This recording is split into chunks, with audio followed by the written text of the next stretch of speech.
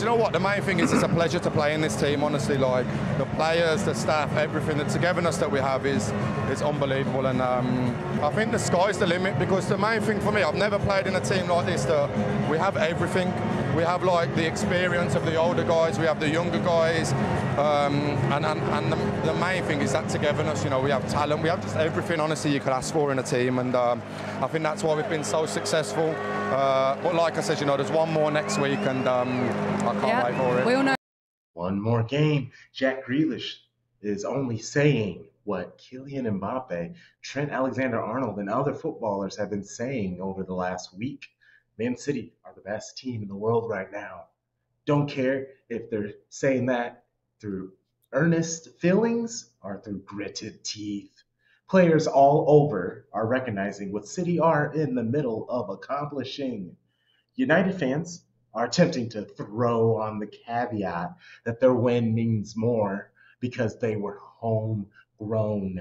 I had time. Crunk petulance came out of me, and I went through and I looked at the roster. And okay, let's look at some names and some nationalities, shall we? Peter Schmeichel, Denmark. Erwin and Keane, Irish. Stam, Netherlands. York, Trinidadian. Andrew Cole, Jamaican. That's more than half of the starting 11, not English. And then if you go to the next 4 non-starting players, according to minutes, there's Lars Blomqvist, Sweden.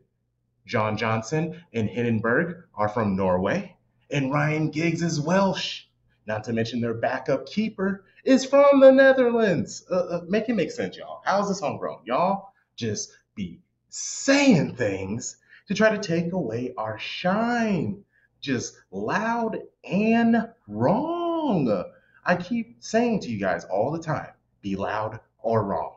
Do not be loud and wrong. Ugly combination. Terrible color on you. It's not a good look, sweetheart. Sit down! Nobody talk! Sit down! Make histories in front of our faces. In our faces. And you have to try to take it, guys. I go, we play we play when the other is bad, shake hands. But you are not bad enough. If you became a top team, you have to score the goals, guys. You are sad, there are many sads. But you have to learn to play football with courage. Our best thing in our season is because it doesn't matter where we were, we play with a character, with courage to play. We are tired, you! We are tired, you! Hey. What is up, you beautiful people? This is episode 61 of Shades of Blue. We are United States' most comprehensive city podcast, representing Shady Gang from the Mississippi River to the Rocky Mountains. My name is Crunk Chocolate, and I am with Tom Bomb, Tarek, and Charlie. Everything good? It's all good, man. What's up, everybody? Hey. I just need it to stop raining in the mountains. It is literally about to rain every single day for the next 10 days. Also, the reason that people move here is because you get the 300 days of sunshine, and that's like a huge endorphin booster. At least it is for me. And so you see the sun for like, I don't know, an hour, maybe a day. But other than that, it's just overcast and just raining. So I would like to live in Denver again and not in Seattle. That is my only complaint. You know, they say in the Pacific Northwest they have a high preponderance of like suicides and stuff because just the lack of the sun, all that. So it's pretty tough. I was going to actually make a comment about whether it be overcast days or supporting teams not named city. But then I thought I should be better, to want to talk about suicide and that kind of thing, or even around that topic. But, I'll leave it there. I caught myself. Yes, I will definitely be bringing out the sad none of those None of that here. Yeah, the lamp is important. One correction, Crunk. Now officially we touch in the Atlantic Ocean, so we switch coasts. Yeah, sorry. We out here from the Atlantic to the Rockies. No, it's all good. It's all good. Just happy to be home in Virginia. Home state, back at it. So settled. So it's nice. First things first. Rate and review the podcast. 5 stars are what's the point. Follow the pod on social media: Twitch, Twitter, TikTok, Instagram. It's all at Shades of Blue US, where you can watch live on Twitch. What's up, Twitch? Subscribe to the YouTube channel by searching Shades of Blue. Check out our Shades of Blue merch store. We have partnered up with Golz TV, spelled GOLZ.TV. Think YouTube, but only for footy content. It's a website made for the lovers of the beautiful sport. Go and register your new account now for free. While it is free, use the promo code ShadyGang. It also just lets them know that you're there for us, and we appreciate that. Get on the Golz train now while there's room. Links to all things SOP Pod in the show notes. And we're not going to start the pod talking about the FA Cup. Let's not rush into things. Let's have it a slow burn. Last year, we did a pre- and post-transfer top 8 prediction for the upcoming Premier League season. That's how we will begin this episode. Following up, we'll be reviewing the match City lifted another trophy. Who run it? Who run it? Who run it? Who run it? Who run it? Who run it? Who run it? Okay. Whoa. Get lit later. Relax. Deep breaths. Woosah. That's, it's follow up to, talking a little Premier League. But how sweet that FA Cup win was, because it was over our opinionated neighbors, Manchester United. Been looking forward to chatting about this match with y'all since that final whistle was blown. We got a teeny little bitty baby blue baddies, our Man City segment led by Tom Baum, and the Champions League final rounds out the episode. Let's get to it, shall we? So let's start the episode off with a bit of fun before getting into the FA final review. The Premier League season has ended, and we haven't had the chance to do our predictions. After predicting West Ham in my top 8 last year, I need a chance to save face. I am interested to see if any of y'all take a chance on any of these new school of clubs like Brentford, Brighton, Newcastle, Aston Villa, Fulham. Can you trust Chelsea and Tottenham to straighten things out? Someone want to go first? Or I can. So I'm going to go with us in first. I'm going to go with Arsenal in second. I'm putting Liverpool in third. I have Newcastle staying at fourth. United at fifth. Chelsea at sixth, because I just think that they're going to figure something out. They got to, right? 7, I got Brighton.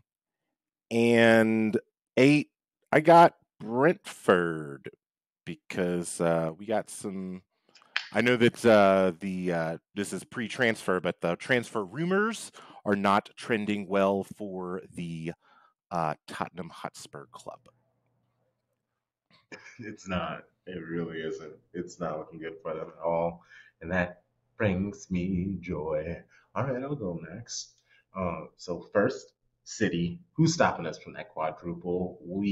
Y'all predicted that quadruple, and I back up your assertions, enough said. Second,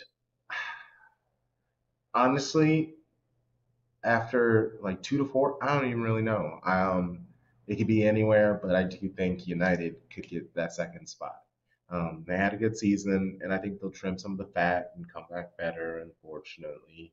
But like I said, 2 through 6 is going to be war. So, I could honestly see them all going at each other.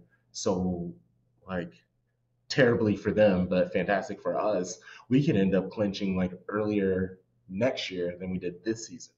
I just think we're going to do so well, and everybody else is just going to struggle against each other. Third is Arsenal. I think their wins will be better, but I just don't see them getting all those seventh, eighth, ninth minute extra time wins. Fourth is Liverpool. They already announced McAllister. Well, Fabrizio announced McAllister and appear to be making moves. Klopp will figure shit out, or I'm predicting it now, it will be his last season as Liverpool manager. Fifth, Newcastle. Champions League life and teams taking them seriously will be a taste for. It will be a will be a test for Eddie Howe and his players. But honestly, I think they'll be fine. I still think fifth is great for them. Sixth is Brighton. Brighton will want to win a trophy, any trophy next season, which means if they have to give up the odd match to win the Carabao or the FA, they will. And then seventh, Aston Villa. I really do. I think great manager, scrappy team, but won't have really the resources, or maybe they will. I don't know for them to make the noise that they want. But I do think if Emery still finds a way to have another good season, I think that's when they'll give him the money if he makes it through. And then, but he should. He's a great manager. Tottenham is eighth, and then I'll just keep it short because if Kane leaves them, they're dead men walking, and then if Kane stays, they just feebly land into eighth. And that is mine. Okay, so of the 8 teams that you predicted, who are you the least sure about? Tottenham. And actually, I feel like that's a obvious. Aston Villa, honestly, I think they have the biggest high and the lowest low. Like I think they are almost like West Ham. They next year will be West Ham. They have all the expectations of potentially being great, but maybe they got too much dip on their chip. What about you, Charlie? I got Chelsea because they could go higher. Like I had them, between 6th to 8th or something. So like I think they could get top 4 because Poch is really good, and they didn't have stability last year. So just the fact that they're stable is going to give them another 12 points. Like they can't be worse, and they don't have any European football to take away from their preparation. So they'll be more fit. So yeah, Chelsea could cause some damage.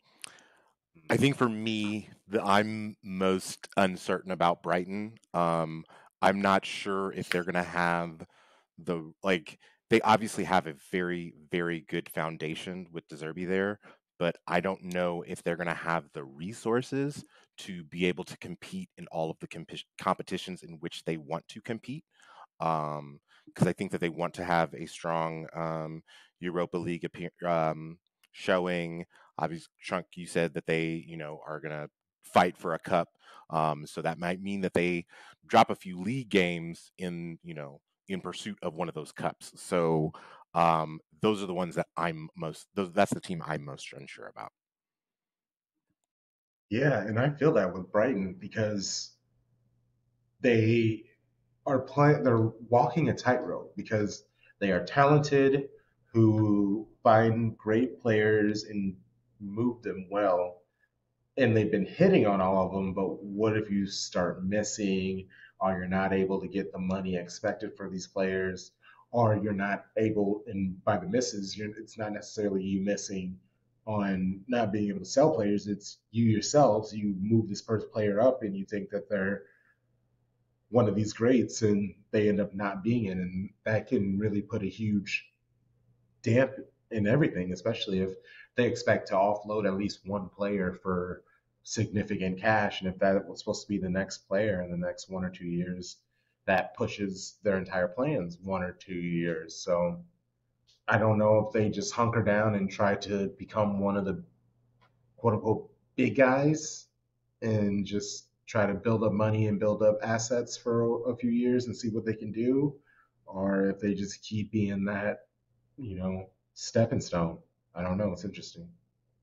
And I would say that what will help them get to the next level, as Tom mentioned, is like winning or doing really well in Europa League. the further you go, the more revenue you get, the more revenue you bring in, the more you can keep players and you won't have to sell. But they haven't missed in like 3 years. And they still have players, like they've already signed people. So like they're one of the few teams where we know who they're bringing in. They're bringing in João. I think it's João Pedro from Watford. They're bringing in old man Milner. And there was a third person that they're bringing in because they knew they were losing Caicedo and McAllister. So, like they're ahead of the game. De Zerbi will be there for a whole preseason. That's going to be scary because now you get 38 matches of him to deal with. And the last thing I'll say is that like the schedule is really important when it comes out, because who are you playing the day before or the weekend before and the weekend after your midweek match? Like, can you really rotate? If you get Luton Town, shouts to Luton Town. If you get them the weekend before, then you can say, okay, let's rest the starters. Let's get some rotation going. And then you play it. That's not a slight to Luton Town. But yeah, so, they are who they are. So yeah, it's going to be interesting to see. Everything's a slight to Luton Town. What you talking about? I've already established a pod beef with Luton Town. So now anything anyone ever now says about Luton Town, it is going to seem like a slight, except for, I don't know if you saw that tweet of theirs that I quote tweeted.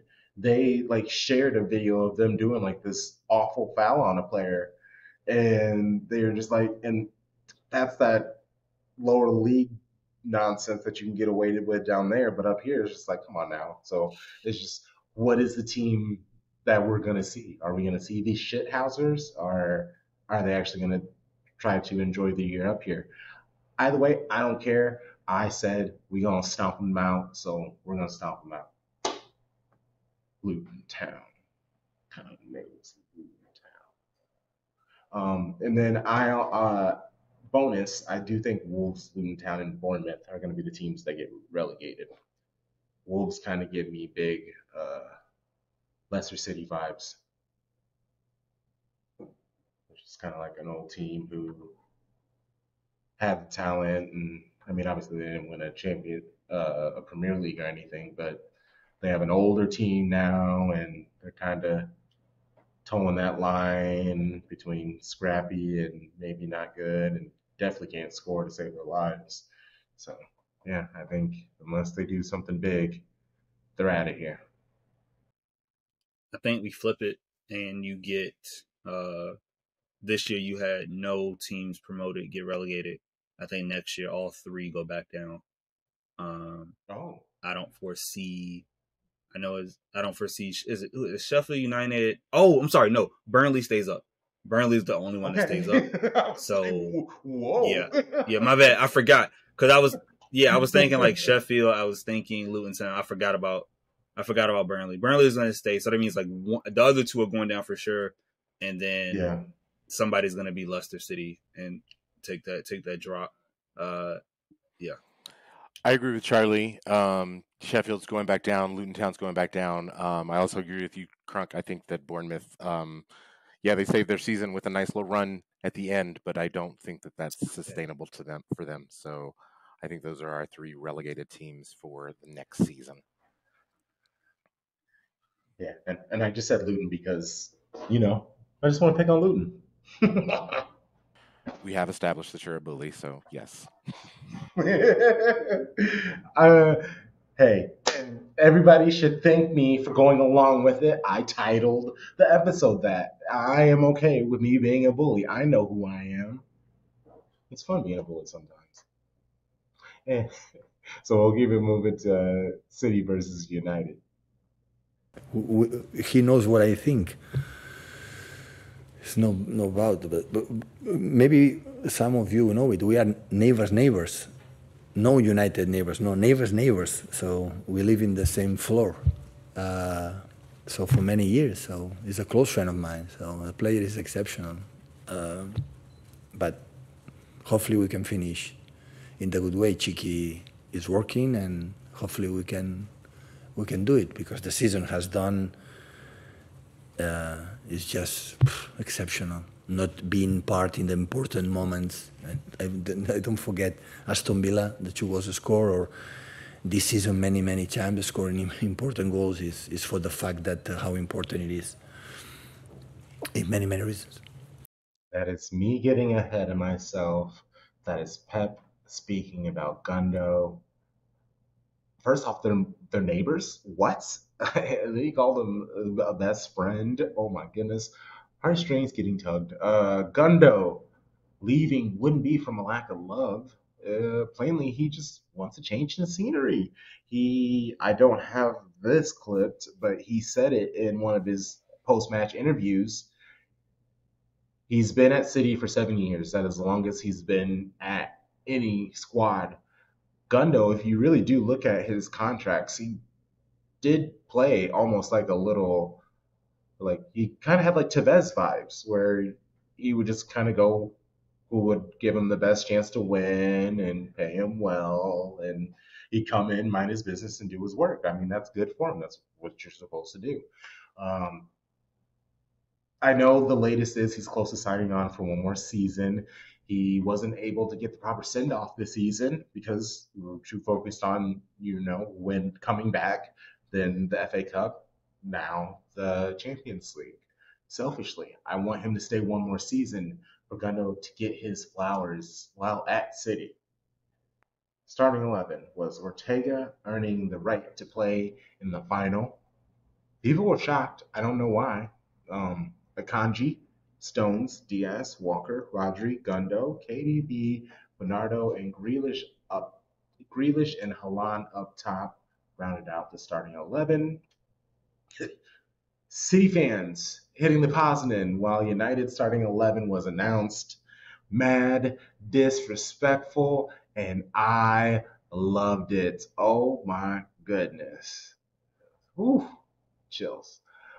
I just want to say that was excellent. Like that level of shithousery, it's just yes.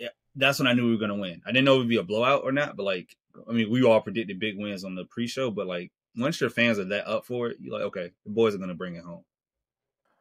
And just speaking on Ortega getting the start over Ederson, I think that this is the first time that we've had a second keeper that Pep trusts enough since Willie Caballero, because if you think about it, Willie is also the last second keeper to start a cup final. So I think that, and I know that a lot of that was, it would have been interesting to see whether or not, if we got to certain cup finals, if he would have started Zach Steffen. I'm not really sure. But I don't, like, we didn't progress that far in any of those competitions to like actually see that play out.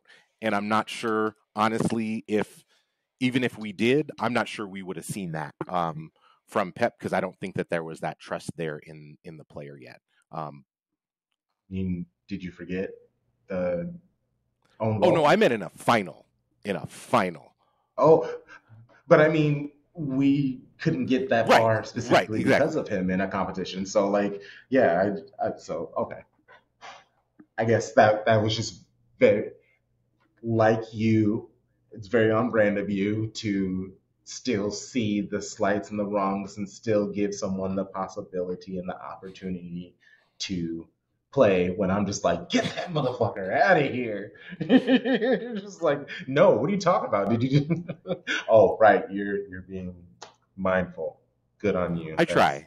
I'm not always there. As my auntie says several times a day, he ain't through with me yet. Well done.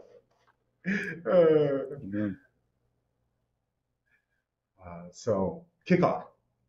City, and we do our usual, kick the ball back to the keeper. They kick it up the pitch to try to put pressure on the team.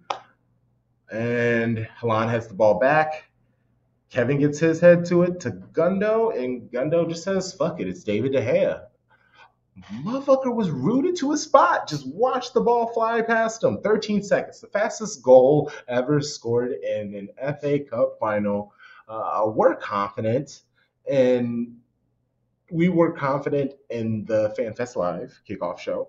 And a 13-second goal does raise confidence, but 89 minutes is a long time to hold on to a lead. Sharpie, what say you on that goal?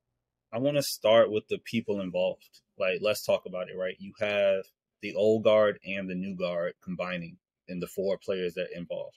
Gundo kicks it off, then their Pep's first signing. He gets it to Ortega, bargain deal, I believe, brought in on a free, right? This summer. Great work by Cheeky and the boys. Kicks it up to Holland, obviously first year player, obviously generational talent, set every record imaginable other than Dixie Dean. And last but not least, Kevin De Bruyne, one of the GOATs, maybe I would say the greatest City player ever, gets it back to Mr. Clutch, Mr. Prime Zidane, Mr. Man of the May and June era for the strike. Like, it's a perfect blend of what this club is and what Jack was talking about in that clip, right? Young and old, or young to the team, people who have won 4 Premier Leagues before this, all coming together. And then just showing United, like, you thought you had something planned, and now your whole plan is shit. So I loved it. Everything about that goal just let me know that we were going to win. It was not that the match was not going to be in doubt. I know I've said this before, but it bears repeating. Anytime that someone scores like a world-class goal on you, especially that early in the match, like, you're going to just be dejected because you're like, what the fuck? Like, we don't have anything for that. Like, I don't have a solution for that. I mean, so I just think that, like, and I like that Charlie touched on everyone who touched the ball, because essentially everyone who touched the ball had a major role in either getting us to this final or winning us this final. And that was evident in the goal itself. So yeah, I at that point, like, it was just a party, because at 8:00 in the morning at my house, because I had pulled up my phone to, like, start tweeting a little live thread of the match. Nah, I couldn't even do that. Like, I didn't even have time because he'd scored within 13 seconds. Like, what am I going to do with that? So yeah, that was a very calming, I will say, in a lot of ways, because I think I was very, very nervous for this particular match. During my rewatch, obviously I know that it was a 13-second goal, but I still, like, looked away, and I was like making a quick note, and then the goal happened, and I was like, oh right, the goal. So I had to, like, back up to take notes about the goal, and that was all I was saying. Sharpie? Tom, I really was thinking of you when I saw Holland get that flick on. When the header, get it towards, not even directly towards KDB, but just put it in that position. And it made me think of, like, how Bunny has key passes all the time. And so, like, Holland, starting that up, that doesn't work if he's not on the pitch. We literally can't use that tactic if we don't have Holland. And the fact that De Bruyne is big enough to compete with Lindelof couldn't win it easily, right? We saw the rest of the match how United's forwards and midfielders couldn't win those balls because they aren't big enough. And yeah, the strike is perfect. Like, the technique, like, it's so clean. I can't even blame De Gea for being rooted because he had no chance. Like, even if he saw it coming, I don't think he saves that just because of the dive of the ball. Like, it's just an exceptional hit. You just got to tip your cap to Gundo, who likes scoring big goals. That's his thing. Gundo goat. Also, I'm just going to go ahead and put this out there. Like, I have been watching the Premier League for approximately 10 years, maybe a little bit more. I have always heard all of these glowing reviews of David De Gea, and I never saw it to start with. So now that people are finally coming around to the point, like, oh, he's not good. He just ain't good. Like, I feel justified and vindicated in that opinion because I had just started watching the Premier League, and everybody kept on saying, like, oh, he's the best goalkeeper in the Premier League. He's the best goalkeeper in the Premier League. And I, like, first started seeing it, like, I don't buy that. Like, I just don't, because I feel like there were points that Kasper Schmeichel was a better goalkeeper in the league than he was. There was even points that Jordan Pickford was a better goalkeeper in the league than he was. Allison has been a better goalkeeper than he is to me. Ederson has been a better goalkeeper to me than he has. Kepa has even been a better goalkeeper than he has at points. But I, of course, being new and that being my first impression of the Premier League, I didn't really want to say, like, I don't think he's really that good. But now I feel vindicated in holding that position. And I will say that again, David De Gea is not that good of a goalkeeper. I'll add to that, Tom. David De Gea is so not good of a goalkeeper. I literally took the time to start a thread on how many times he errantly kicked the ball long and just conceded possession right away. Like, if I'm his teammate, I am pissed. Like, bro, we finally get it back. They just had the ball for 2 minutes and 3 seconds. How did you just kick it out of bounds? Why are you kicking it over our head? You don't see the red jersey? Are you blind? Like, what are your feet doing? Why can't your feet do what your eyes want and your brain? Like, why aren't these things connected? So it's embarrassing that a club who says they're so good and so big continues to put out mid at goalkeeper, which is such an important position. He's the like most flawed Golden Glove winner I've ever seen, because somehow this man got like 17 clean sheets, but that's just because his defense was so much better. He did make some key saves, but like, he's not a best goalkeeper. He's not top 7 goalkeepers in the Premier League. It's embarrassing, and that's why they're going to try to get another one, David Raya or Onana from Inter are on the list. Also, I want to shout out to, as Crunk calls them, the Pod Fathers. Listen to them this morning, and they made the really good point about when you and I think, Charlie, you've made it a point about having the height that we do on the pitch. When you have Stones and Rodri in the midfield, it almost forces you to play short, especially with the attackers that United had, because none of those attackers are going to win anything off of any of our back five, off of the 3 center backs or off of the 2 in central midfield, just because they're so tall. So you have to hope to win the second ball, and with Fred man-marking KDB and Casemiro essentially man-marking Gundo, like, you just had all, like, if they decided to go out wide, you just had all of this space in the middle where it was just Rodri and Stones, and like, they're gonna get their head to the ball, and there's no one there to get that second ball.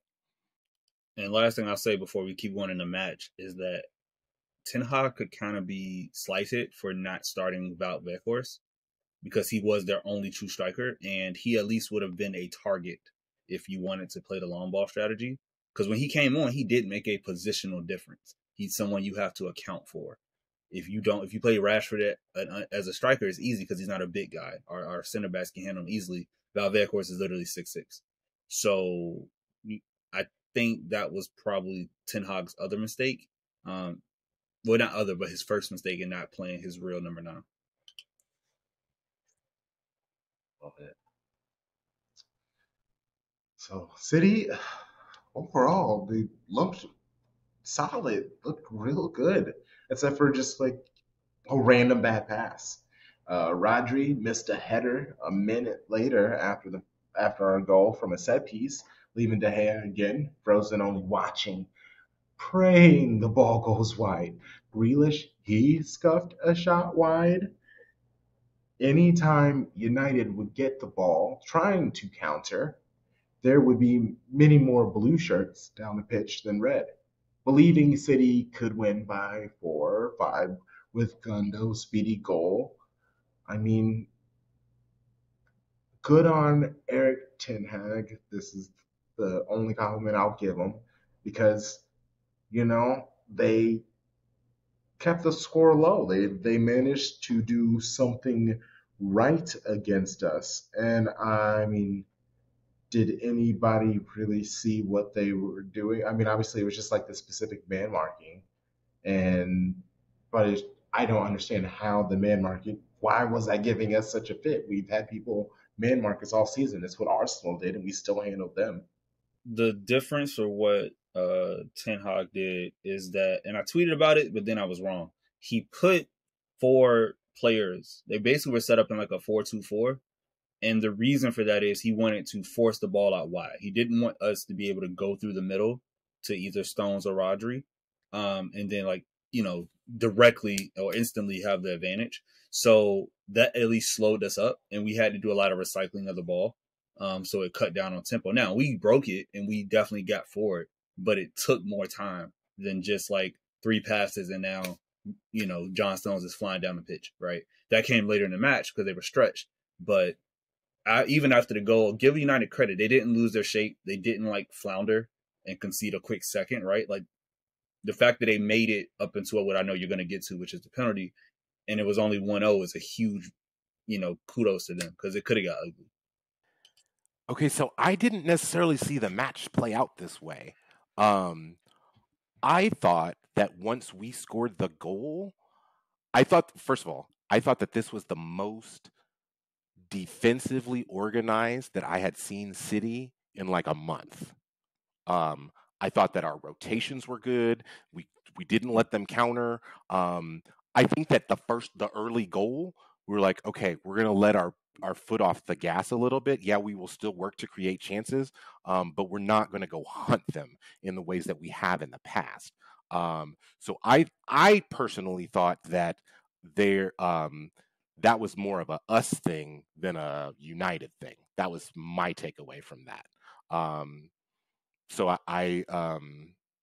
But I was really interested to see like the different areas that, because they were man marking, and I know that I said this in the pre-show, like whoever won the matchup between Casemiro and Fred and Gundo and KDB would win the match. Based off of, if you just looked at the score sheet, you would say, oh yes, obviously the City pair won that matchup. And the fact that you got Fred on a yellow card as well. City definitely won that matchup. But I think that like after rewatching the match, I was like, I'm not sure that either of those duos really outplayed each other, except for a few moments in the match. And those moments in the match was what made the difference. It weren't immediately switched on as the game kicked off, and then we'll talk about the other moments as they come up in the match. And before we even get to the big moment of the first half that kind of shifted the game, you got to talk about the referee. Paul Tierney was trash. How you don't give Casemiro a yellow for blatantly stomping on Akanji's foot is beyond me. Like, that is such an egregious miss. That shapes the game, right? Because we know how Fred was after his yellow, right? You can't do certain things when you're on a yellow card. If Casemiro gets a yellow in the first 15, 20 minutes, now their whole midfield is different because Eriksen had no effect on the match. Fred was chasing Kevin De Bruyne around like a chicken with his head cut off, and Casemiro would have been in a hellscape. So I don't even care about like the rules of the game. Like we can just let's get to it. Like I don't care about the rules. They are what they are, and they suck. But the ref has to call yellows. Like if you compare this to how Anthony Taylor refereed the Europa League final, he was out there using his card when it was necessary. And I think there's a reason that Taylor goes to the big events and Paul Tierney stays in England, because there's a gap. And it's sad that such a gap exists between refs. You hit it. I mean, my next exact thing was the Casemiro non-foul, quote unquote, and how egregious it was, especially the ESPN Plus commentary for multiple situations were just awful. Like in this situation, at first he was like, yep, it's a foul for Casemiro. And then he went, oh, okay. Maybe he caught him a little bit late at the end. And then it was just like, oh, okay, maybe that was really bad. And I don't know. It didn't help that David Coots, the VAR ref, he is openly a United stan, so that doesn't really help the situation. Casemiro, he like sold the shit out of him fouling in the first place. Like that's why he yelled, because he knew he was late, and he used some of that Real Madrid black magic that he still has stored up. And I don't know. It was just, that situation really did bum me out. What seems to happen during a Manchester derby, those devils get bailed out by officiating. Simple. It didn't really seem like it was anything But once the quote-unquote handball happened, it really did feel foreboding because City players, if you notice, they just passed the ball back and forth. And they were just waiting for it to happen. They were waiting for the ball to drop. And I really did think the fix was on. Like, I know a few United fans, they could have spun the fact that City didn't push the ball up the pitch as like an omission of guilt. Bernardo, though, yeah, or no, not Bernardo, sorry, their guy, their Portuguese player, whatever his name is, Bruno. Hate that guy. I just don't want to remember him. He steps up, he slots a penalty. He celebrates like he scored a 92nd minute winner. Like, that handball, like you said, Sharpie, I know the rules are the rules, but the rules are bullshit. And even the ESPN Plus announcer, he called it a modern penalty. And it's just like, that's like a tongue-in-cheek thing. I don't like that. And what can you do for the rule? Do you add more words? Do you take out the words? Like, how do you fix it? It's in such a crazy world, especially when VAR, who's supposed to be the buffer to fix a crazy wording, is just taking the wording by its exact words when VAR is supposed to be there to be like, I know the rules say this, but we're actually going to go this way because that was actually harsh. Jonathan Wilson of The Guardian wrote a really nice opinion piece, and I would like to read from it. I know that this is riveting content making.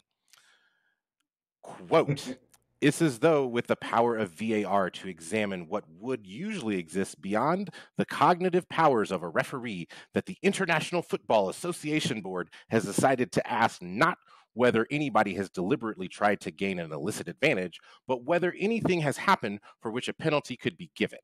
The result is a willfully and illogically cruel and unfair system. It's as though somebody put Theresa May in charge of handball. The English interpretation is less stringent than in Europe. Take the second leg of City's Champions League quarterfinal against Bayern, in which both sides were awarded a penalty. City for a shot that struck Dayot Upamecano as he moved to block a Grealish shot, and Bayern for a Sadio Mane cross that hit Manuel Akanji's arm. In neither case was there an attempt to cheat. Upamecano was especially unlucky in that he had his arms behind his back, only for his left arm to stray slightly away from his ribs as he closed Grealish down. Even that sentence suggests how absurd handball has come. Why would any sport want players to have to adopt a wholly unnatural and unhelpful posture when performing a basic element of the game to try to minimize their chances of being penalized?" I don't need to say anything more than that because he said it. He said it, and I've seen the proximity thing come into play where, like, if a ball comes off, I guess it's more so from like a shot, right? If the shot is too close to you, it gets kind of like disallowed because, like, what can you do? But it's always, I think people complain about the consistency of it because from match to match it changes. Like the one we got lucky for where Upamecano got a penalty because he happened to like slide his hand out at the last minute from Jack Strike, or the one that went against us from Akanji, right? Like, it's so up and down. Like, I think, Crunk, to your point, they just need to say like intentionally like swings arms towards the ball or like something in that language, because a lot of things you can't naturally jump like that and balance yourself in the air without your arms coming up. You know, like, you don't raise your arms like a 3-pointer is good. Yeah, you don't do that, but you have to move your arms when you jump. Like, it's unnatural to just like jump in the flow of play that's not a set play with your hands down. Like, it's too hard. But I think the way we responded to that shows why we're champions, right? Like, we did not let that kill our rest of our game. And like, maybe we can see the second one, right? We were able to kind of just make it to halftime, which I think was the most important thing, because that easily could have derailed us if we weren't as mentally tough.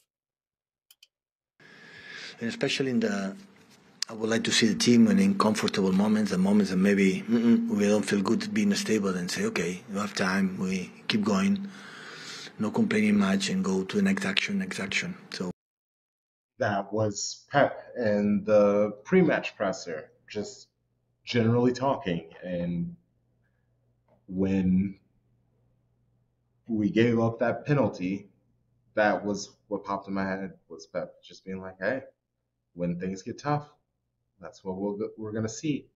And I mean, we saw good. I mean, City, they took a bit to take back control, but you know, from the 35th minute up until like Wan-Bissaka took KDB out in the box, City looked great. They looked like they were about to score a second.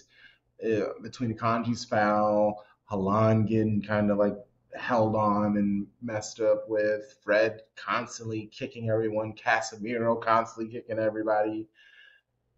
It just felt like the Football Association was doing all the things possible to keep Saf happy. I had my tin foil hat on during halftime. I mean, how are you feeling at halftime, Tom Baum? So at halftime, I had said, or I think on the pre-match show presented by FanFestLive, I had told you all that I came on late because I woke up about 5 minutes before we were supposed to be on the internet. So I knew that this was a big match, and I had planned to wake up and make breakfast, which that is usually what I do on a big match. So what I started doing during halftime was immediately started cooking because I knew that this was a big match, and I was like, the vibes aren't right. I gotta do something to make the vibes right. I think my frustration at halftime was like, Fred needs to be on a yellow, Casemiro needs to be on a yellow. Fred's foul of KDB in the box was a penalty to me. I don't care. I like, if you're gonna call Grealish for that, you got to call Fred for that. So I was thinking like we should have been up 2-1 regardless, and it was just very frustrating. So I immediately started frying some potatoes and sausage and eggs.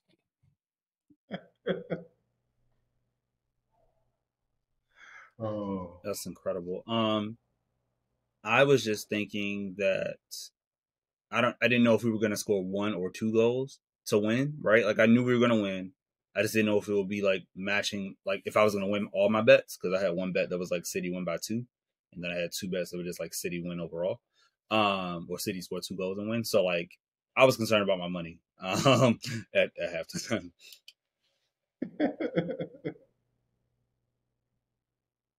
oh man, and I knew we were gonna pull through. I thought we had 2 more goals. I saw 2 more goals because we were getting the chances. We were getting so close. It was just, if like Grealish got a good connection with it, if KDB would just kick it not right at De Gea, Rodri, his header slightly off, Haaland, his shot. You know, if he gets another one and just can keep it down the next time. We were all so close, and I felt we were so much closer than United. They'd get down the pitch, and yeah, their passing to each other seemed crisp, but there was always like 3 City players surrounding any time a United player had a ball down the field. So I really wasn't too worried. Second half begins, and it wasn't 13 seconds into the second half, but this time it was 5 minutes. Kevin is hacked down by Fred. KDB takes the free kick, and the ball at first, it looks like a bad pass.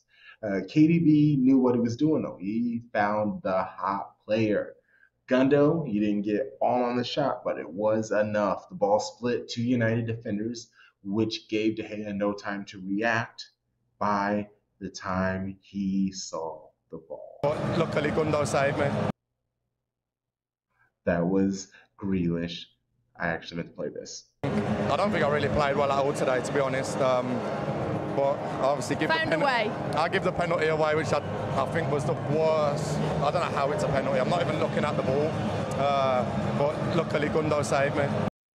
Locally, Gundo saved me. I love that man so much. Such a handball. Sweet, sweet, sweet man. No more goals came in the match. We got subs in the Wait, 70s. I got to talk about this goal. Okay. Because Okay. I know that I've said this several times, but same passion, same city. It goes beyond just the passion. Like a lot of the tactics are the same. I've seen that set piece run by both the men and the women all season this season. All season this season. At least 30 times aside. 30 times aside. 60 total times. This is the only time that it worked for a goal. Literally the only one for which it worked.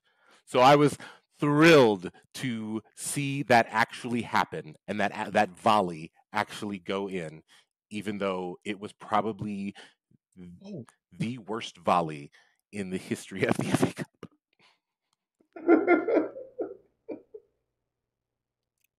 Wait, Tom, does Stones's volley count? Because didn't he, or was it like his was off a deflection? His was off a deflection, and it wasn't it wasn't a corner. Because that wasn't. I don't believe that was. It might have been a set piece, but I don't believe that it was a corner because, and in most instances, I don't think that it was from a set piece because in most instances, if John Stones is on the pitch, he's crashing the net on a set piece that just because he has that height. So yeah, but like I don't think that one counts. And okay, I know we talked a lot about De Gea earlier, but based on where he was, where that ball was, and where like Varane was, that ball gets blocked 9 times out of 10.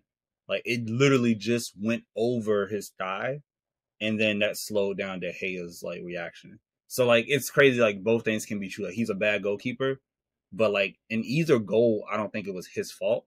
I do think everything else in the middle was terrible, right? Like he did not distribute the ball well at all. He made poor choices. His feet suck as far as kicking the ball, actually, which is a big part of football. The whole foot part. But the goal it looks crazy because it's in such a bad position that like only thing he could have done was be bigger. Like this is why your goalkeeper needs to be like 6'5".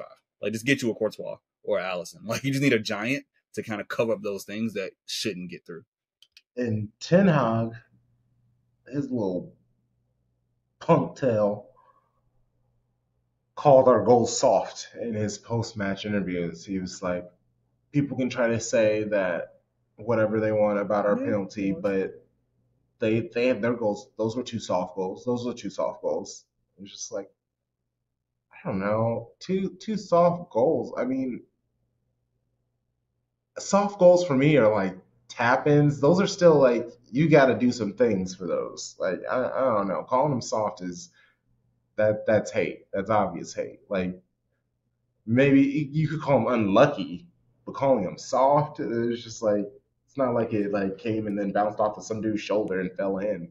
Okay, so I know I've said this before too. Most times in press conferences, coaches are not actually talking to the press. They do not want to give them any information ever, anytime. They're sending a message to someone. I think that message was to the United supporters, just basically to make them feel better, because I think that he knew that this was a very, very important match for the club. It was, imperative, and I think that he was on the pitch at Old Trafford saying how important it was for them to beat us in the FA Cup and prevent them from repeating the treble. So I think that message was not necessarily to the players, definitely not to the press. That message was for the supporters. It was like, yeah, I know you guys are down really bad right now, and I said a lot of stuff, but I got to say something that's going to make me save face with you all so that you all have something to go. Because remember, this is United's last match. So their last match of the season is us beating them. So for a cup.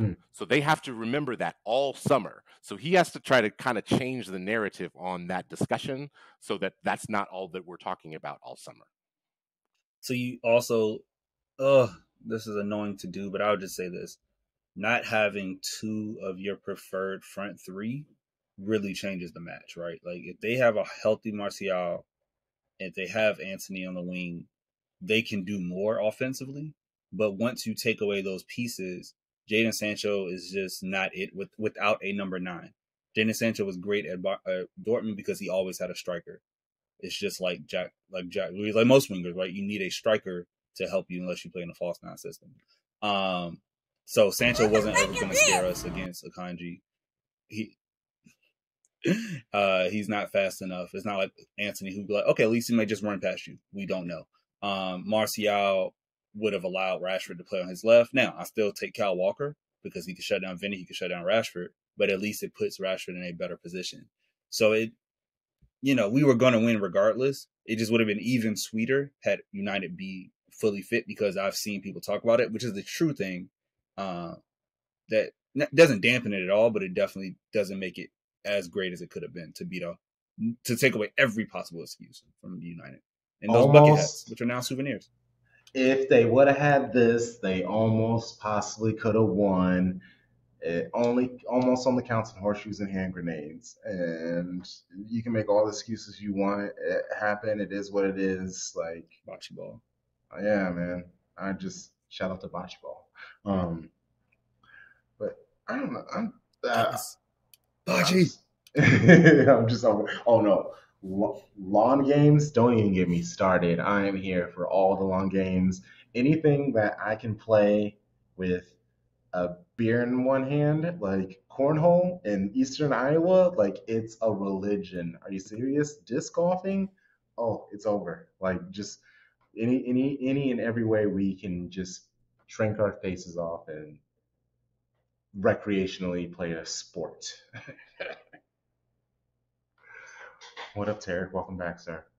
Apologies. I had something pop up that I had to handle. You're good. Handle things. So we are at the end of the match of the FA Cup.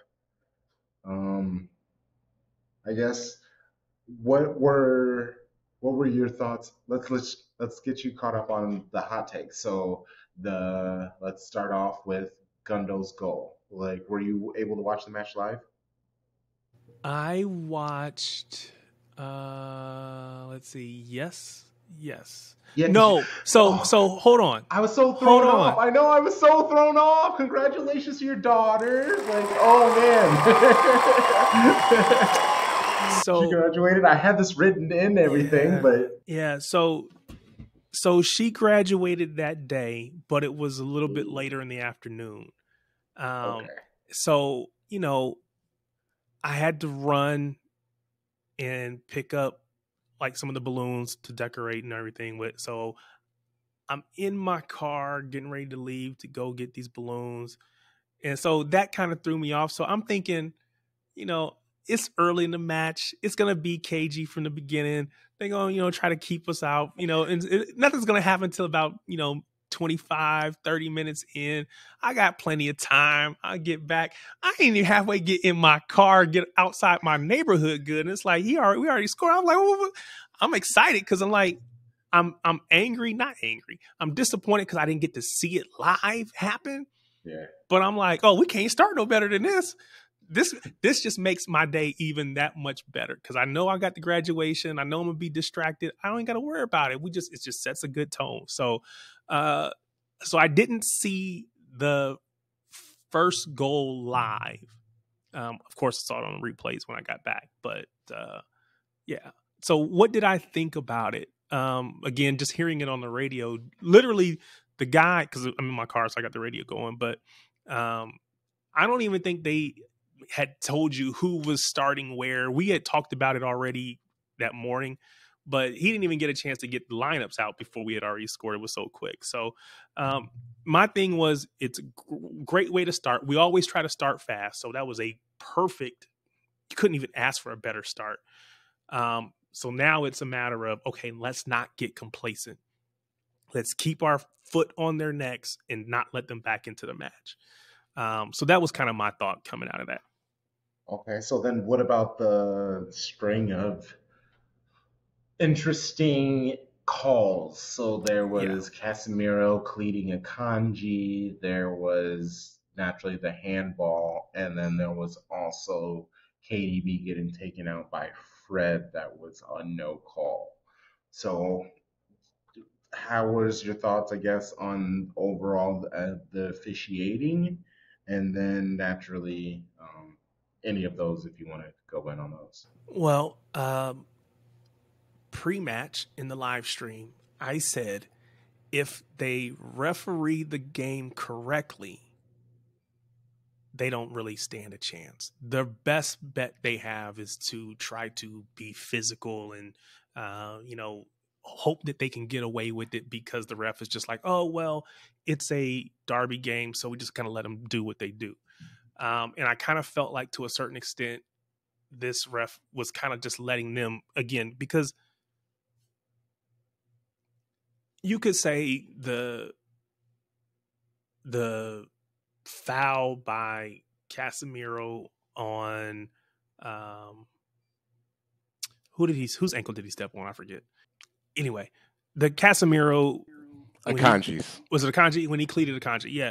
So I felt like that's maybe borderline, but it's right up to the edge of a red card for sure. As far as the handball, again, it's one of those things where, yes, it's probably technically a handball, but common sense just seems it's just like a ridiculous call to make in that situation. But I just felt like, again, calls are going against us. And that one, of course, led to a penalty and let them get back in the game. They didn't do anything outside of that until like maybe the last 5-10 minutes of the match. So there was nothing to be scared or whatever about United. There was always the chance, okay, maybe they can try to break, but they didn't really show that they had that in them leading up to during the match. So it was just, I think the ref made the game feel closer than it was because it was 1-1 for a while, and they hadn't done anything to make it 1-1 other than a spot kick. So, and then KDB getting, again, it's one of those things where maybe it's borderline, but when all the borderline calls go against you, you kind of feel like, wait a minute, we don't get none of these calls. They get all of them. Come on. So that's kind of how I felt. On any one call by itself, I could see how it could go one way or the other. Okay, it's maybe borderline. But when they all go against you, it's like, wait a minute, something ain't right. Again, you just got to be good enough and be better than them by enough that the ref can't factor in. And that's what we were. So it didn't matter. Yeah, boy. Okay, so there were no more goals left in the match. Pep used some subs. 76th minute, Foden on for KDB, which was a choice. 89th minute, Ake for Grealish, and the 95th minute, Laporte for Walker. I mean, is there anything special that we haven't touched on in this match before we, move on? Surmise? I think the ending of the match was indicative of the fact that Man City have mastered football. Our center back depth, we finished the match with all 5 center backs on the pitch. Phil Foden's transition to the midfield is happening right in front of us. He will be the heir apparent to Kevin De Bruyne. And Haaland being a fucking unit is the reason why when we're up at the end, we're going to hold the lead. Because the ball will get down in the corner, and he is already a master at 22 years of age of keeping the ball away from the defense. You can't do anything with him. He's going to kick it off your shins like 4 times. And then the one time you get it back, we're going to win the header, and then it's over, right? Like, so it was a perfect way to end. And it takes me back to how we finished the second match in Madrid against Atletico last year, right? Where we really started to see like the shithousery and, mastering the dark arts. Well, we got our PhD in it now. And it's beautiful to watch. So that gives me all the hope that we are going to win the UCL final because we know how to win a final now. And that was important. We hadn't won an FA Cup in 4 years, right? Like we hadn't had that one game win all like situation in so long. So you needed to prove it. And even though we weren't our best, we're gearing up now because everybody knows what's at stake. and they don't want to lose a second UCL final in 3 years. Charlie, to your point about mastering the dark arts of football, I thought the last 5-10 minutes of the match actually reminded me a lot of the Newcastle match after Grealish and Dan Burn got into it. How like we were effectively able to kill off the match because we knew how to like get a rise out of them and then like kill off the game.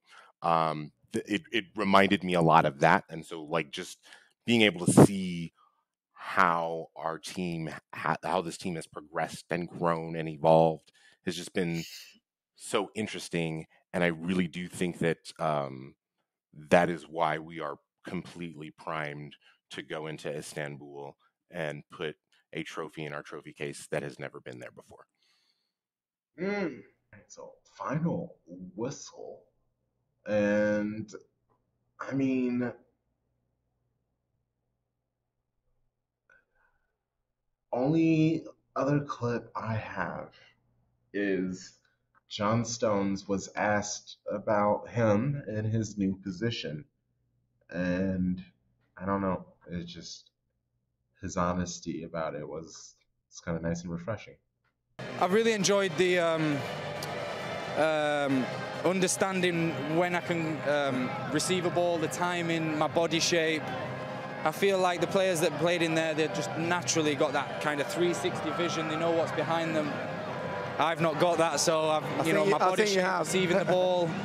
I've honestly enjoyed learning everything about it, and it's given me a new dimension. I was saying to Meeks the other week about respecting when I don't play in that position, when someone is, and knowing when to give them a ball and little things like that. And then, it obviously makes it better when it's like today.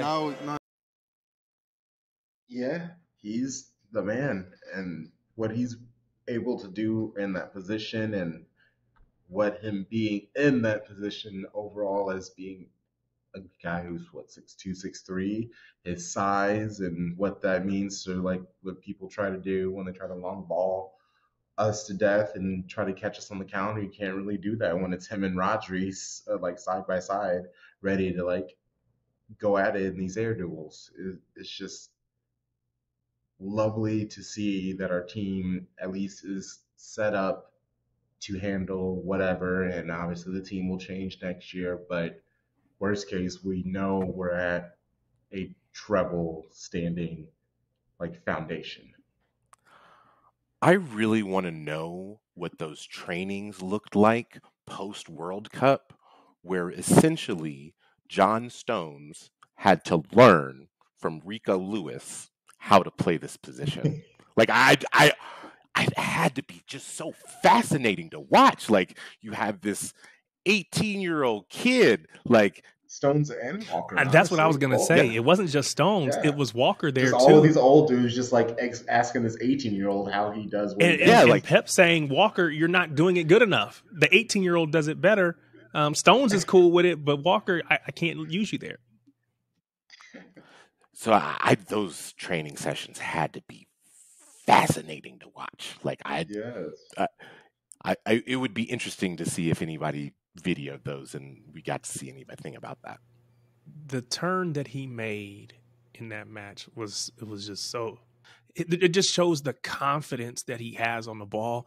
And I remember when he first came, right?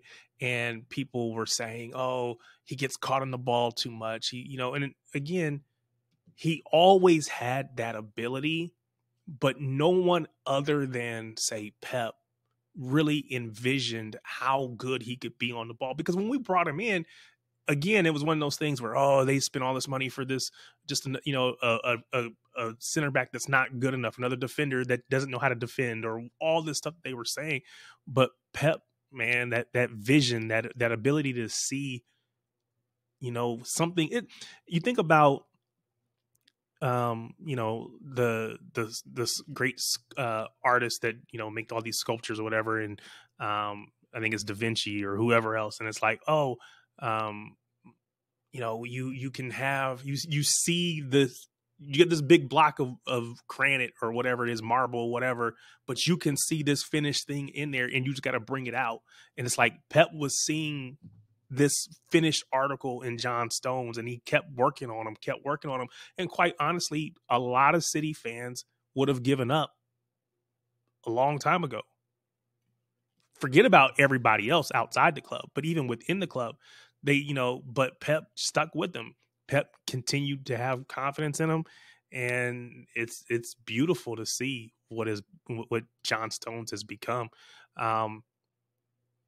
You kind of hinted about the fact that the team will look different next year.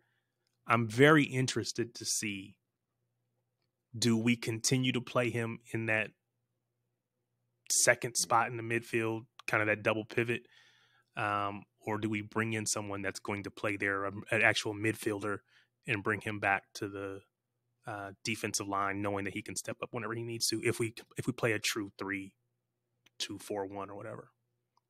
What would you think, Charlie? Thinking back to those training sessions, I always think about the fact that is Pep's position. And so not only has Rico mastered it, while John Stones is at the World Cup and he knows it, you have Pep working with him in like the most minute detail, like the angle of his body. Where's your foot? What are you looking at? How do you scan? The same way he taught Rodri how to do it, right? Like, and everyone knows, and Tom, you make this point all the time, the midfield is the most important part of the match. If you win the midfield, 9 times out of 10, you're going to win a match unless something crazy happens, right?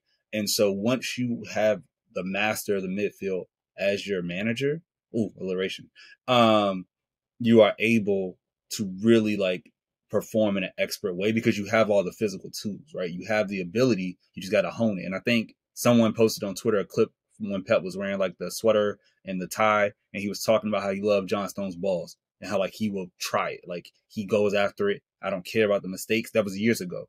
So you think about the progression now to where we are peaking and he has peaked and he's healthy. It all came through. And the last thing I want to say is this. I mentioned the 5 center backs on the pitch. That was probably Laporte's last time playing in England, right? For Man City. And when he came on, I think he came on before Ake, and then Ake came on or whatever. You could just see the signal of like, hey, we're going to a back 5. Akanji, you go out wide. Or Akanji goes wide, Stones, Diaz in the middle, Laporte, Ake. So even when it's 2-1, United's going crazy, Garnacho's coming down the left flank, trying to get balls in, I had no worry that we were going to give up a goal. Like, you can't get past those 5 defenders when they're set. And it's such a beautiful, like, comfort to have as a supporter. I was just having fun with these lineups. Like, he's truly just having a ball with these sub formations. Okay. Hold on real quick. Before that second goal goes in, which it was still relatively early in the second half, right? So coming out of the break, we we're pressing hard for that second goal. We get it.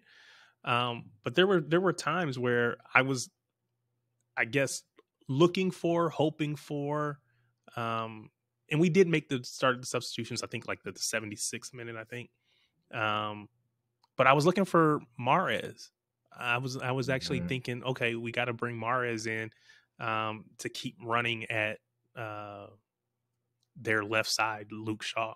Just keep going at him. He wasn't doing anything, so keep going at him. But people were like getting on Bernardo, but I just think it was because we didn't need him to do all that tracking back that we really thought we were going to have him do, because they weren't as effective on the counter as I think maybe even Pep thought that they were going to be. And that's what you really put Bernardo up there for, is for like support if they're going to come and attack at us, and they really weren't. And so really it was just Bernardo trying to figure out when to keep the ball, when to pass the ball. And, some of our players just didn't make the right choices. But in the end, they won, so I can't really be too mad at them because they played great football. Okay.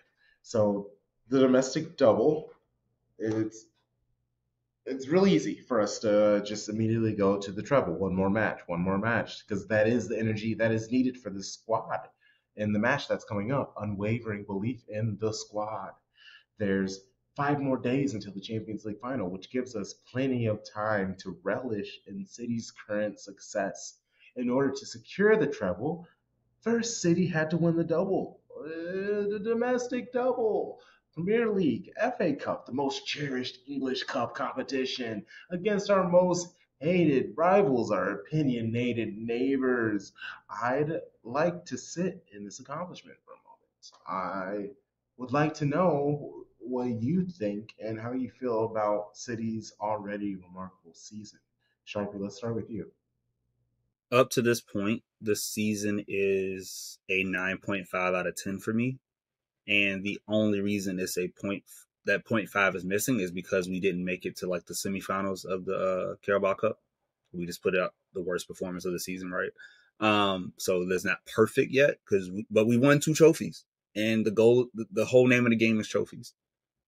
We are not Liverpool, right? We didn't win the small trophies and not the big ones. We won a big one and then the second biggest one, and we still can win the third one. So every move from the summer on, from the moment we got the news that Erling Haaland was coming, or actually, if you want to go back to the news where we got Julian Alvarez announced last January, and we knew he was going to come, and then Haaland, and then Ortega, and then Phillips, and just Bernardo doesn't leave. Like everything has led up to this point, getting Cancelo out.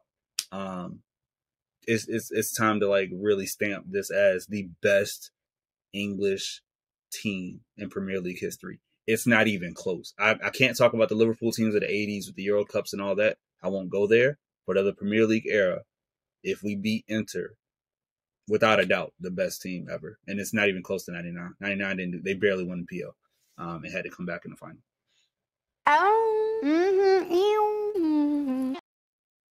I'm going to say something that might be kind of controversial. Next Saturday is the most important part of the season. Like, I expected the league. I expected at least one of the domestic trophies. But to me, the Champions League is the single biggest defining match of the Pep era. Because if Pep is not able to, Man City's not able to win that trophy, the amount of flack that is going to blow back on Pep Guardiola for that, and just onto Man City for that, I don't think that it's not that the club won't live it down and they won't have other opportunities, but I think it will color whether or not we put Pep Guardiola's statue outside of the Etihad. Because if we win this match, that happens, because we're probably going to get to at least one more final while he's here, with the players that we have. That's why, to me, the Champions League final was always more important than this match. But I also understand that I have the perspective of not being a Mancunian. So I also understand why a Mancunian would say that last Saturday's match was the most important match, because you always want to have office place bragging rights, like just all of the time. I completely understand that. So I understand why Mancunians felt the way that they did. Even like fans throughout the UK felt that this was a more important match. But I also like seeing like global fans of the club say that that this upcoming final was the most important final. It made sense to me as a non-UK based fan. But to me, this season is still marked as an incomplete, because like this is the final, literally, but I like in the sense of like taking a final for a class, to get an actual quote unquote grade on what the season is. I'm looking at the teams that have won the double. And I think the point about, wanting to recognize the double, and again, I don't know why you put it here, Crunk, but we just don't want to lose sight of it, right? Because you don't take those types of things for granted. There was a double back in the 1880s. There's a double in the 1890s. Then there's not another double until the 1960s. There's one in the 60s, one in the 70s, one in the 80s. Then you get the 90s, right? And there's just like this huge. There's like 4 doubles in the course of the 1990s. Then you have one in 2000, one in like 2010. Then we get ours in 18-19, and then we win it again like a couple years later. So typically this is like an every 10-year thing when a team can get a double. For the fact that we've done it twice in like 5 years, just goes to show where we are. But it's not something that happens all of the time and shouldn't be glossed over. And I know that, to Tom's point, in some respects it will, because what's still next? If the season was over and we weren't in the Champions League, then we would just be going crazy about the double. But because there's that opportunity to get the treble sitting out there, you're like, well, we won't talk about this. It kind of loses some of its significance, and we probably shouldn't. We don't want to take it for granted, but we do have our sights on that treble. And I think, to Tom's point, I think it is from my perspective, it is the biggest match. To Tom's point, it is the biggest match in the Pep era. And it will be the one, let's just be honest, right? We will never change. There are certain subset of fans whose minds we will never change. It doesn't matter what we win. They'll still say it doesn't count. They'll still say it's plastic. They'll still say 115 charges. They'll still say all the things that they say. But an honest fan, we win that Champions League, there is nothing else for them to say to beat us over the head with. For some people, it won't matter. But for the kids that are growing up who will have seen this city side win literally everything, every trophy that there is to win, it's going, again, why does United have the fan base that they have and that they brag about so much? Is because they won years ago, not because they win now, but because they won years ago. The effects of what we're doing today, we can see it. We've got this platform that we've helped build, and talking city every week, multiple times a week, people listening all across the country, all across the world even. So we can see it, but there's a certain aspect of the significance of this potential treble that we may not even see for another 10, 15 years when these kids continue to grow up. And then it's like City's the default, because I've only ever seen them dominate. And that's, United fans want to talk whatever. That's the only reason they're United fans now, because when they were babies, they were kids. Oh, it was like, oh, I've seen them win. I want to be a part of that. And now they don't know how to act because they thought they were going to be winning forever, and now they can't win at all. So we don't ever want to take this for granted, because you never know when it's going to come to an end, whether that be when Pep leaves or whatever down the road. We never know what's going to happen. So I'm going to just enjoy every single moment of it. And yes, the double deserves to be hugely recognized. But there's also that other treble, that other match is hanging out there that you can't overlook. It is the biggest match. So one more game. One more game.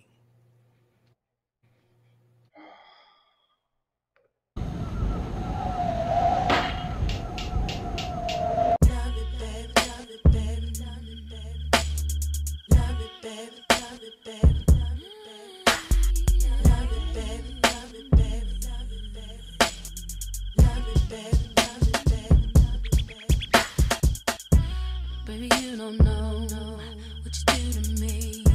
Between me and you, I feel like chemistry. Bomb. What are those baby blue baddies doing to them? So some of you might be listening to this part of the show and thinking, why are we talking about Manchester City women? They haven't played any matches since the final match of the season. I'm very, very confused.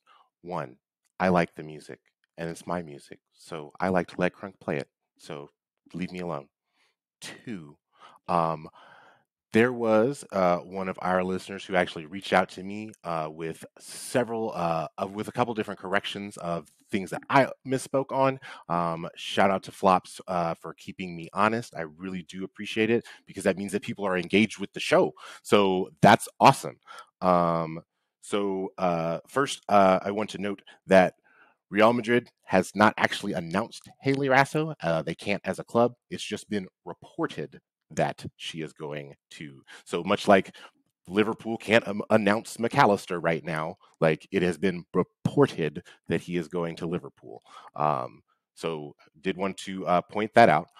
Also, Laya Alexandri and Layla Wahabi, they are both on a list of 15. I believe that has grown to 17 actually today. Spanish national team players that have stated that they will refuse a call up to the Spanish national team until Jorge Vilda is removed as the manager. I do want people to note that he is Spain's nepo baby, or Spain's football nepo baby, in that his daddy is the head of the Spanish officials. So that's pretty much how he got this particular job. And there are some rumblings about some people who might be going. I don't believe that Alexia Putellas has actually put her name on that list. So I'm not sure that whether or not she will be going down under with the rest of the Spanish team. Also, I wanted to note on Manchester United, Ella Toon did sign an extension last summer, so she is staying at United. I think she's also a Mancunian, so I think she's going to be there probably for the rest of her life, because it was a very long contract. Now, the two players that are most likely moving are probably going to be Onya Batye. She's going to go back to Barcelona most likely, who just won the Women's Champions League final that was played at the same time as the FA final. If you have the opportunity, you should go back and watch that match, just because Barcelona is that good. And sometimes even when they did get played off the pitch in the first half, they were still able to come back and win in the second. So she is most likely leaving, and Russo is also most likely leaving. And just as Flops decided that she was going to interact with this too because she listens to the show, so I'm going to go ahead and shout her out. Her top 4 prediction for next season was Chelsea 1, City 2, Arsenal 3, but she also did get the caveat of, but also do think we could win the league. We'll never not go into a season not thinking we have a chance. And that's basically how most fans of the club feel at this point. Also, a little bit of news from the club. The club has extended their captain, Steph Houghton, for 1 more season. Tarek, I think...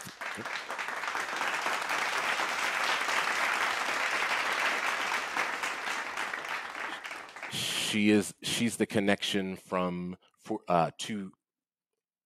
of this team from the league, the last team that actually won the league.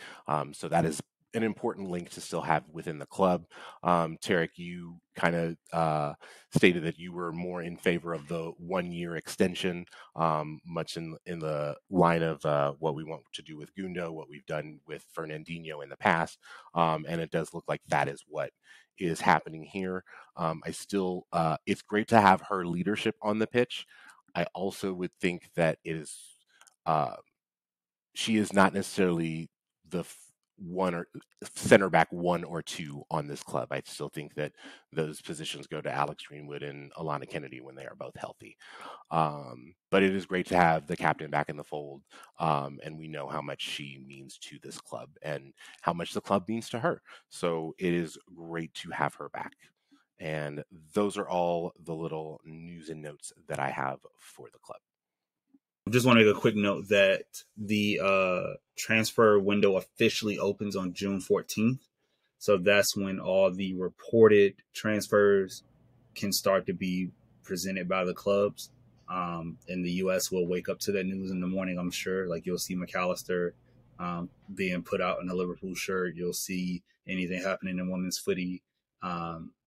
Maybe that's when City wants to save the Gundo announcement because we know the news broke yesterday that from the Sun that it was happening.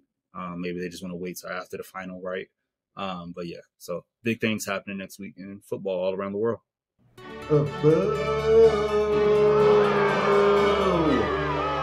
You stink.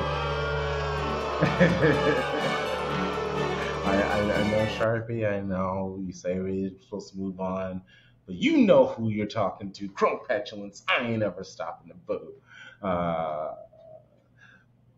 Pep was asked, because he's been saying no, one game at a time, one game at a time. Well, we're finally here. We're at the Champions League. Every hack we give us to us, everyone say one more to come, one more to go, one more to go. So they feel it that we are in a position like probably we'll never be again. And after we have 4 training sessions, especially 3 to prepare Inter de Milan. I have 2 days to watch it because we were focused in United and yeah, go there to try.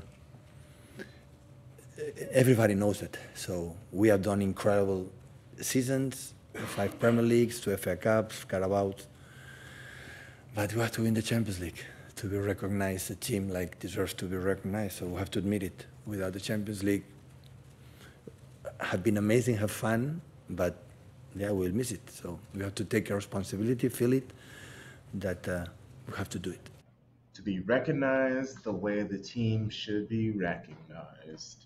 City coming back against Arsenal. City handling Real Madrid to get to the final. Last week, winning the first Manchester Derby FA final. Inter Milan, I mean, they're a cool squad with solid players. Who knows that this is their last match together? It's been weeks. It'll be a week off since their last match. And, will they be able to turn it on against a Man City squad who can't seem to lose when they play their strongest 11? I doubt any of you have Inter pulling off the upset. Betting odds have Inter at plus 550 underdog, which is not, well, if you want to take those odds, those are great odds. But if you're an Inter fan, that's not good looking for you. So, I mean, what are you expecting for starting 11s, score prediction? Sharpie, let's start with you. So before I get into the predictions, I wanted to shout out a question that was asked to me by my homie Kate from Hollywood MCFC. She goes, Charlie, what's the closest Prem team that plays like Inter? And it took me like 2 minutes. I thought about it and I was like, oh, it's Spurs. But it's like good Spurs because most of the top 6 don't play with a back 3 and wing backs. But if you think about Conte and how they actually beat us in February, right? Or whenever they beat us, it was because they have those wing backs that can bomb down the sides. You have a stout midfield. You have 2 excellent strikers up top and like a Kane and Son. For Inter, you have Dzeko and Martinez. Lukaku's being used as like a super sub now. So Dzeko kind of wears down the back line. Lukaku comes in and he's back on form. The wing backs of Dumfries on the right and I believe DeMarco on the left. They really get up and down the pitch. They put a lot of pressure on you. Lautaro Martinez is in form. Their midfield with Berea and Mkhitaryan, who those who watch the Prem will remember him at Man U for a while. They got some players. Like this is not and their goalkeeper Onana is really good. But for us, we're gonna put out our championship lineup, our FA Cup winning lineup. And I think we beat Inter because we get in form now, right? We were rusty against Man U, whatever the days off. No, this is a regular week, regular training sessions. The boys win 3-0, and we are treble winners. So I did want to point out that Inter did play on Saturday. They did beat Torino 1-0 at Torino.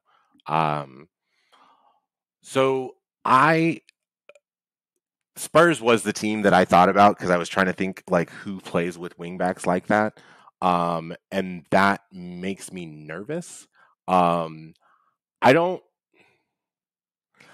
see 2 possible lineup changes from the FA Cup, and one of them is real easy. One of them is the the keeper. Like Ederson is going to start this match. The second one, I think that Ake comes in this match, but I think that Walker stays in. So I think you have the back three of Ake, Diaz, and Walker as opposed to Akanji.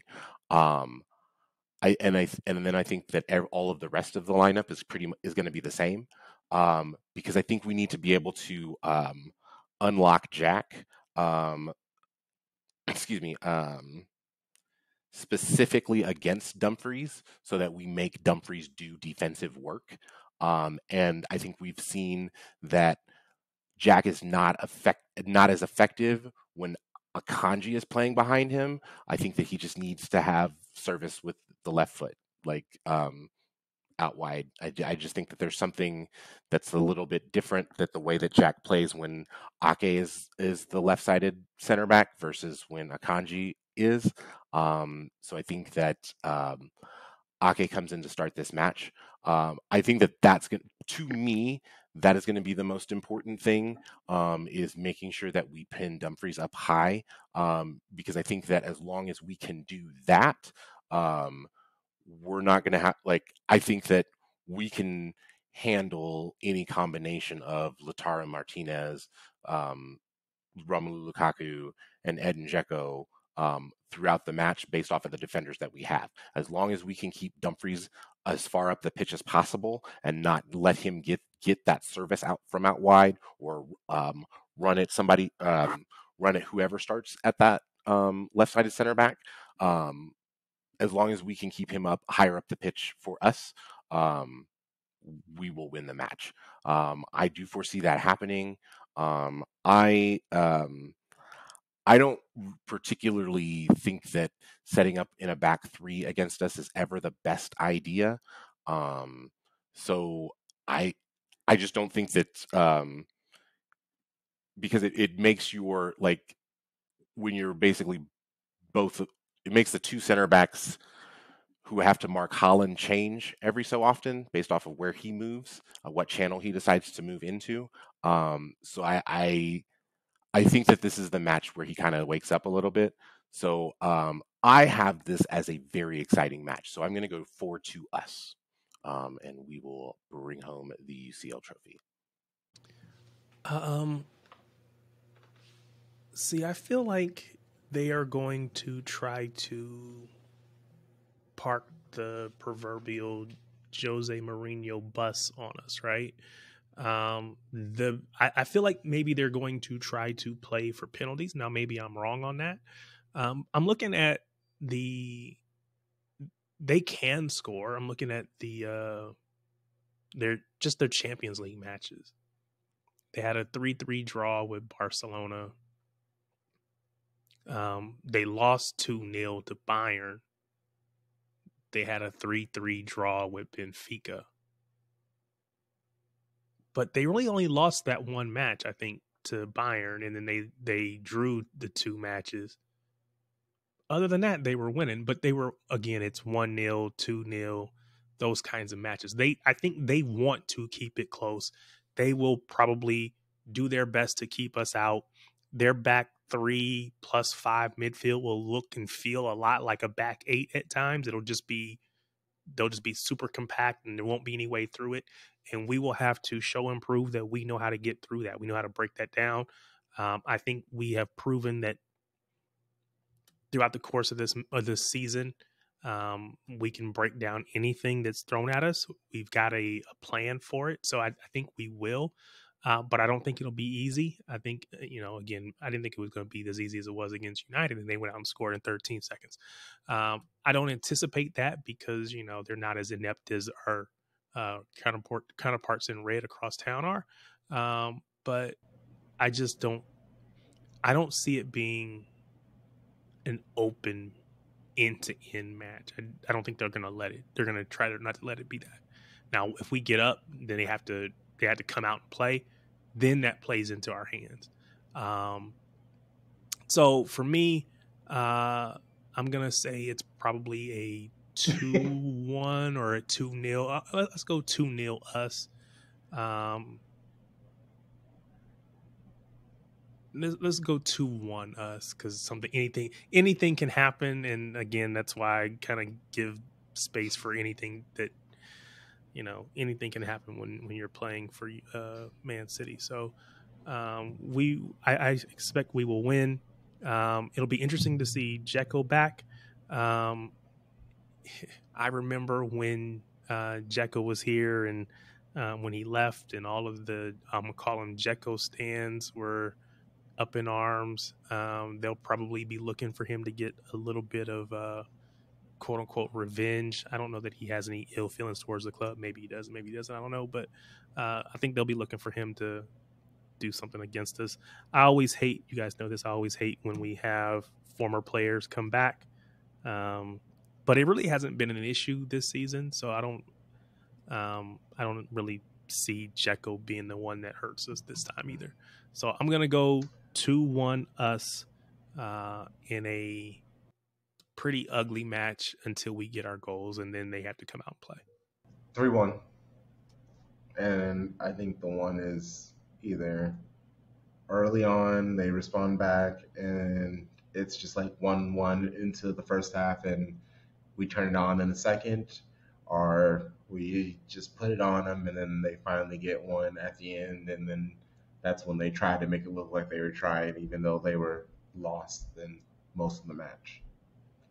Either way, that trouble's ours.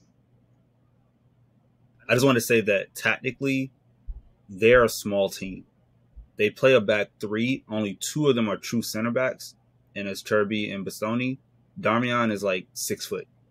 And even in midfield, nobody's above 6 foot, and you have Dzeko, right? So if you think about set pieces, they don't have an advantage on the pitch with set pieces. We do, as far as stopping them and as far as possibly scoring on them. So I could see Kevin De Bruyne it's going to be Kevin. KDB getting a ball up and having one of our giants on the pitch come out and attack it and making something happen.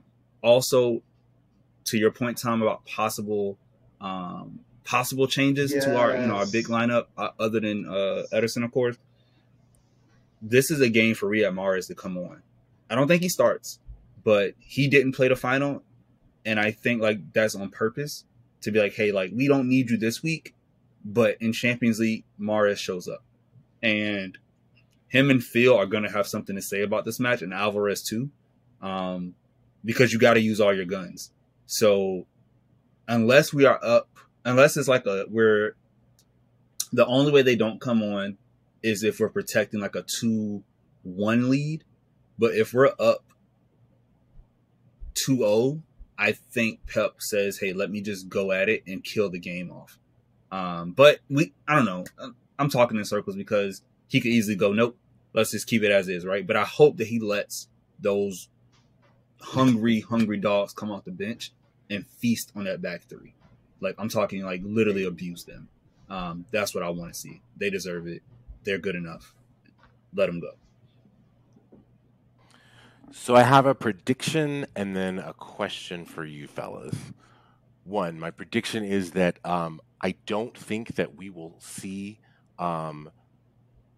Stones solely play in the midfield. I think that to throw off whatever triggers that Inter might have, it would not surprise me if there were stretches of the match where John Stones just dropped into center back and we played a flat back four.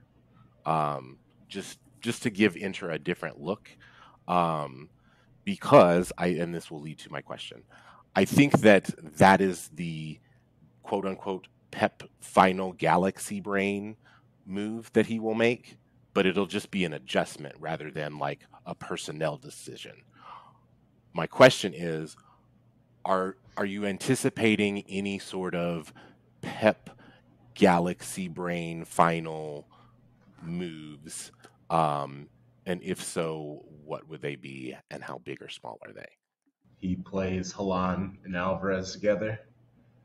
In fact, actually, and that's not bad, but what is bad is when he plays Milan, Alvarez, and Mahrez together. Alvarez and Mahrez still, they do not share space very well together. And I don't want to see that. And I could see that from Pep. I think natural wingers, like if you were to put Phil on the left and Grealish on the right, just to make the service so much better to Holland, that would be my only like tweak that I could see him like to throw off their defense. Because what do you do if you got Foden and Grealish going on a natural feet? It's funny because we're all like, Pep's going to do something different. We're just trying to figure out how big it is. And we're kind of like fingers crossed it's not nothing too wild. And that's just kind of crazy to me. I really don't think that he's going to do much different. Now, maybe a tactical tweak, maybe, but I just feel like he has found the key for this team. And I find it hard to think that he's going to change it up at this point if he hasn't changed it up recently. I thought maybe we might see Foden instead of Bernardo Silva last match. We didn't. I don't know that I think he's going to make that change now either. Although I wouldn't, again, I like having Foden on the pitch. But Bernardo has his own abilities and the things that he brings. So I don't think we're going to see much change. I think he's going to just say, I've fashioned this squad to get to this point. I'm going to roll them out and let them do what they do. So I don't think we see much change. Again, could Stones not step out into the midfield or go back and play a back four at times? Sure, but I don't see anything major. Pep's been saying all year, don't worry, I didn't overthink it, or in press conferences and stuff like that. And he's kind of like, it's just like a joke because I think again he's got his burner Twitter account. He's probably trying to get into our giveaways too, using that, but.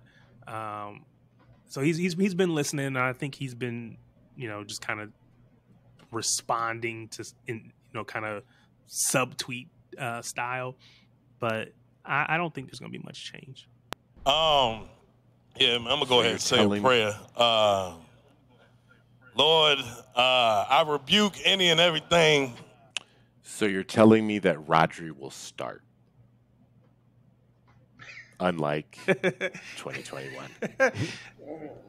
I can't make no guarantees, but I'm pretty certain he's going to start. No, this is the match he's going to roll out Calvin Phillips. He's been waiting for that Calvin Phillips. Do you? Oh my God, Twitter would be in a shambles if that happened. We're good. No, he's not going to do anything. He has too much writing on this match. He's learned his lessons.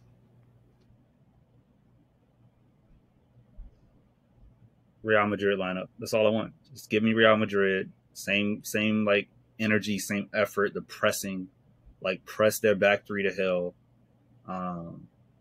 It's time, man. Like we got to do it. I want that. We're not going to get a 13-second goal, but a goal in the first 20 minutes would just dramatically shift the game. It takes away hope. They come out of their shell, as Tarek said. Right, you can't sit back in a 3-5. Yeah, because I genuinely think they will be playing for a 0-0 get to penalties. That's what they'll be playing for. Of course, they'll take opportunities on the break if they can get it, but their focus is going to be just lock up shop. And again, we will have to work hard to break them down. So the shout for Julian Alvarez coming in, not a bad one, because we know, again, we need people that's going to be able to get into get shooting positions and take shots, and he will do that. The idea of, what do we do about substitutions? Because if this match does go to penalties, that's a long way. Let's just be honest. I don't think KDB will make it to the end of this match. So I don't know if you save Alvarez for the potential to bring him on late second half, 75th minute, and know he's going to have that plus the potential to go all the way to 120. So it'll be interesting to see what he does. But I'm confident in Pep that it's going to be exactly what we need. I'm ordering the shirt the moment we win. Whatever shirt they put up on the store, I'm ordering a shirt. I'm ordering a scarf. I want it all. I've been waiting. It's time to burn up a credit card. Let's go. That is all for today's episode of Shades of Blue podcast. Don't forget to tap in Saturday for our last FanFest Live kickoff show of the season. Oh, we're going to be giving away some more tings 30 minutes prior to kickoff. To the beginning of the match, Tarek, Tom Bomb, Sharpie, and I will be discussing all things Champions League final.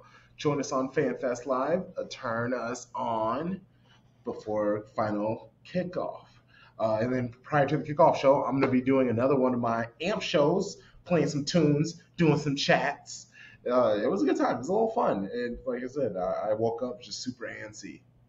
And so it was really nice to do that because I was able to just play some good tunes and just kind of talk myself out of a frenzy. So join me again before the match. I'll be posting a little bit more. The link is all in there.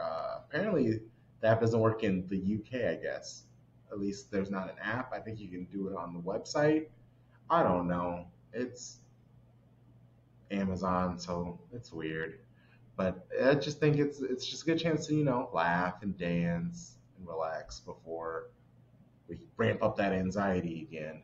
All that stuff is in our show notes. Send those emails to shadesofbluepodcast@gmail.com, where they will be used in a future mailbag episode. Make sure to follow us on all of those social media accounts. And we do need you guys to send in send in a few more questions for the mailbag episode. I think we have a few questions, but I wouldn't mind a few more for a mailbag because I don't know how they're going to answer these questions. You could ask a question, and I think they're going to go at it, and then they just give a quick answer, and then we got to move on. So if any ever, they can be city related, they can be football related, they don't have to be related to football. Just send in some questions. Ask us anything. Ask us anything, Shady Gang. And then check out the official SLB merch store, Instagram, Twitter, Twitch, TikTok, YouTube, all Shades of Blue US. All that information is in our show notes and our link tree. Rate the podcast right now. 5 stars or what's the point? Give us a review while you're at it. My fantastic co-hosts, let the listeners know where to find you. We'll start with Sharpie. Well, if you're in NYC, you can find me at Peculiar Pub with New York City Sky Blues and one of their 2 auxiliary bars. There's big things happening in New York. Amity Hall is only for paid New York Sky Blues members, so you got 2 other bars in the city. I'll be there at 1 o'clock, getting ready nice and early. Hopefully do a FanFest Live from there and, be able to maybe get some people on. But yeah, find me on Twitter at Sharpie Charlie. Let's go City. You can find me on Mark Zuckerberg's hell site, at TomBomb816 on Instagram. You can find me on Elon Musk's hell site, treble loading 66.7% complete, at TomBomb816. Also, failed to mention this, but happy Pride to all my LGBTQIA QTs out there and the greater Ligga Bigga Tigga Quigga community. Love y'all. You can find me. You know what? I always make a joke because I'm trying not to be found on Twitter. But so thankful for all of the listeners, all the Shady Gang that's out there.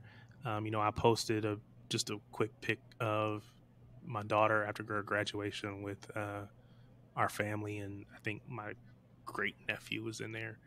And just all the comments, all of the likes, and just the appreciation. So even though I don't always want to be found, I appreciate when you guys find me on Twitter at Tarek Peterson, at Tarek Peterson, TarikPeterson on Twitter. And one day soon,